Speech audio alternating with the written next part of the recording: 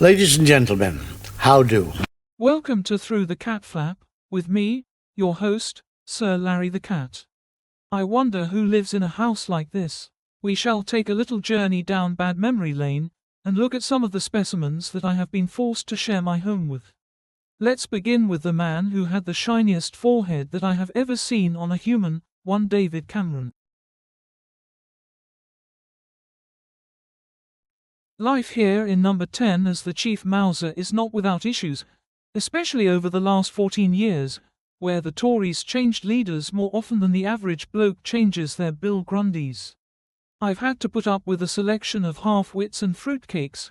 Perhaps the only sane one was the geezer with the shiny forehead, Dave, the Rave, Cameron, who allegedly liked the company of pigs. And while the more salacious and salubrious claims are widely regarded to be a little bit too far-fetched to cause the Prime Minister too much of a headache, it is true that in Westminster, mud sticks. No official claim as yet from number 10, and I think for the time being, it's likely to stay that way. Can you just hold off for 2 secs? Because I want to go for another. Tim, are you there? Tim, are you? Yeah. Can we just go for another? Because I just want to tweak the language. If that's all right. Well, instead of causing the Prime Minister too much of a headache, is it all right if I just go David Cameron, pig fucker? Oh, it'd be great, wouldn't it? Oh, it'd be great. The headlines tonight: David Cameron is a pig fucker. Oh, I would die a happy man. Yeah. David Cameron is accused of fucking a pig in the face with his posh cock. Fucking a dead pig with his posh cock. But the thing is, anybody else on the planet, you'd go fuck a pig, fuck off. With David Cameron, you can just picture it like that. Maybe it's because his face does look like a cooked ham. You sort of associate the two, I guess. But it takes no imagination at all for you to go, David Cameron fucking a pig. Yeah, I can see it. I can picture him doing it in a tuxedo with a small glass of sherry, or even better, just a small glass of job seeker's blood. You know, George Osborne there cheering him on. Come on, Davo! You know, you got Boris in the background nonchalantly looking on with some horsey woman draped over him. You know, he's pretending to act thick, but secretly he's plotting to take over the world. You know, these people run the fucking country. You've got the Prime Minister, you've got the Chancellor of the Exchequer, and you've got the Mayor of London, and they're like, you know, I mean, when I was at university, right, we used to go for a drink at the student union. These people, where they socialised, right, you had to wear a £5,000 tuxedo, and you had to fuck a pig's face just to get through the fucking door. And they've got no clue how sort of the real world works. Normal, hard-working people. Well, I'm not a normal, hard-working person. I work in television. But, you know, normal fucking hard work. They've got no fucking... Yeah. Rant over. All right, yeah. I'm on it. Just one more. I just want to do one more for that. Yeah, are we all right? Yep. Okay. All right. So while George Osborne has been in China promoting industries like this digital design and printing company, David Cameron, pig fucker... I'm kidding. All right. Go on, one more. And then we can get out of this shithole. All right. And while George Osborne has been in China promoting industries like this digital design and printing company, David Cameron has been having an altogether different week. He, along with his Chancellor, George Osborne, brought about austerity and introduced sweeping changes to the welfare system with universal discredit, which killed off more UK citizens than COVID, and his healthcare reforms crippled the NHS, resulting in more and more of it being privatised. On July the 5th, 1948, the most momentous social change of all was announced by this leaflet, delivered to every household. This leaflet is coming through your letterbox one day soon, or maybe you have already had your copy. Read it carefully. It tells you what the new National Health Service is and how you can use what it offers. Study the leaflet, then keep it by you. You'll need it for reference.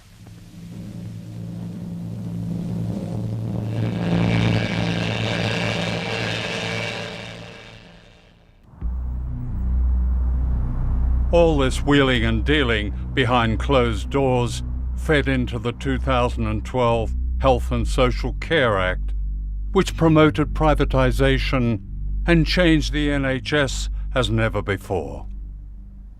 It's a very large act, it's over 450 pages long, and it's really the act that enables both the dismantling of the old system that was in place from 1948 and a switch to a newer system which is much more modelled on the US healthcare systems of the US. See, people watching this will be shocked to hear that their health service has been and is being dismantled.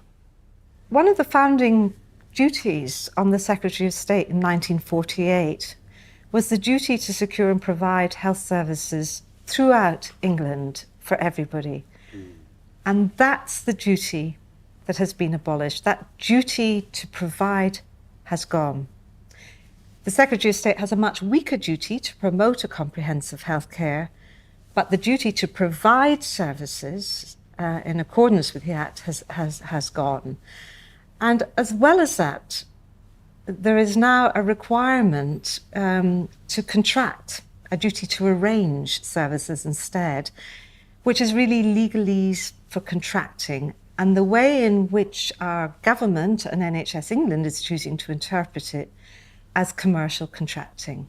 Our boy Dave was, however, not immune to the inherited Tory disease of sleazy corruption, though, as he had his fat, little sausage fingers in the pie, with a little outfit called Greensill.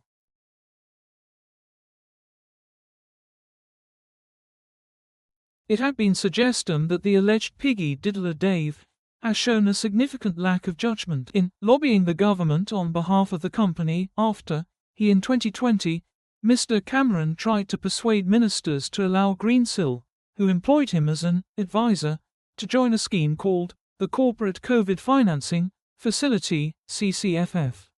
All did not end well as Greensill Capital collapsed in 2021, with the loss of 440 jobs and possible £1 billion losses for investors, but shiny forehead and alleged diddler of piggies, Dave trousered about £3.3 million from his shares in the company as well as the shares. Mr. Shiny Forehead Cameron is reported to have received a salary of £720,000 a year as a part-time advisor. He was also paid a bonus of £504,000 in 2019 on top of his salary, and got off without even a slap to that massive shiny forehead.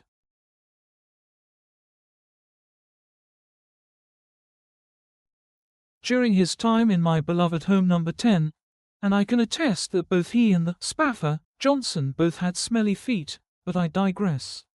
The alleged diddler of the bovine variety Dave had an ongoing battle with an anti-EU faction in the Tory party known as the European Research Group, or ERG, as they were known, but the only research those plonkers probably did was looking into the best grease to use on Greasy Smug's penny farthing bike chain, and even though the ERG claimed to be open and transparent, they never disclosed just who was funding them, but it did buy a lot of pies for the man that buys his suits 3 times too small for him, Mark Fatty Francois aka Penfold. The break shit here's ERG put a lot of pressure on Dave, and instead of standing up to them and booting him out, which he could have done easily, as they were not that big in those early days, shiny forehead Dave crumpled like a cheap suit. On the 20th of February 2016, he announced that the UK would be holding a referendum on its membership of the European Union. 3 years ago, I committed to the British people that I would renegotiate our position in the European Union and hold an in-out referendum. Now I am delivering on that commitment. You will decide, and whatever your decision, I will do my best to deliver it. On Monday, I will commence the process set out under our Referendum Act, and I will go to Parliament and propose that the British people decide our future in Europe through an in-out referendum on Thursday, the 23rd of June. The choice is in your hands, but my recommendation is clear. I believe that Britain will be safer, stronger, and better off in a reformed European Union. Thank you very much. That would be taking place on the 23rd of June of the same year, only to, as Danny Dyer would say, have it away on this his whole toes. Brexit thing, when you know, you're judging them on Brexit, they don't know nothing about it. Who knows about Brexit? Yeah, quite. No one's got a fucking clue what Brexit is, yeah? You watch Question Time, it's comedy. Were you no clearer when Jeremy Corbyn No, explained I ain't got Labour's the clue. policy? No one knows what it is. It's like this mad riddle that no one knows what it is, right? So what's happened to that twat David Cameron who called it on? Let's be fair. Oh. I think you're referring to our former Prime Minister. Yeah, but how comes he can scuttle off? He called all this on. Yeah. Yeah? He has no regrets. Where is he? He's in Europe, in Nice, with his trotters up. Yeah? Where is the geezer?